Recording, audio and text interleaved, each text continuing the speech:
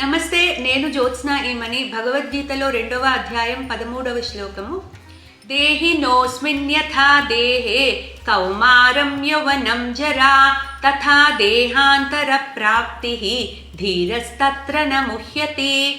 ఈ శ్లోకంలో భగవానుడు శరీరానికి ఎట్లా అయితే డిఫరెంట్ స్టేజెస్ ఉంటాయో, అంటే బాల్యము, కౌమారము, యవ్వనము, తర్వాత వార్ధక్యము, అట్లాగే దేహాంతర స్థితి కూడా ఒకటి ఉంటుంది అర్జున, అది తెలుసుకో అని చెప్తున్నారు.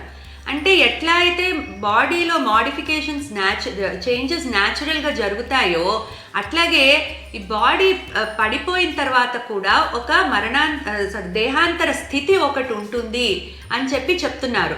ఈ విషయాన్ని ధీరుడు అనేవాడు తెలుసుకుని దాని గురించి శోకించడు అని చెప్తున్నారు. ధీరస్తత్రన ముహ్యతి అంటే ఒక ధీరుడు అనేవాడు, అంటే ఒక ప్రజ్ఞావంతుడు ఎవరికైతే ఈ ఆత్మతత్వం తెలిసిందో అతను ఫిజికల్ స్టేటస్ గురించి బాధపడ్డు. అంటే ఫర్ ఇన్స్టెన్స్ అతను బాల్యం వెళ్ళిపోయిందే, నేను కౌమారంలోకి వచ్చాను, బాల్యం వెళ్ళిపోయిందే అని బాధపడ్డు. అట్లాగే నేను ఇప్పుడు యవ్వనంలోకి వచ్చాను, నా కౌమారం వెళ్ళిపోయిందని బాధపడ్డు. వార్ధక్యం వచ్చిందే, నా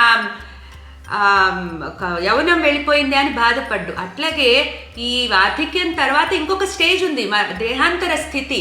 సో ఒక స్థితి ఉంది, అది న్యాచురల్గా జరుగుతుంది. పరిణామ క్రమం అనేది చాలా న్యాచురల్ అర్జున. సో ఇది అర్థం చేసుకో అని చెప్తున్నారు.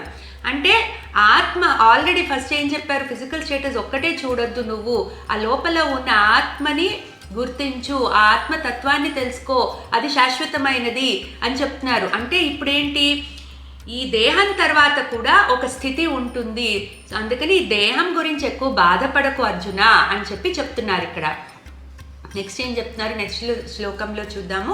క్లీం కృష్ణాయ నమః.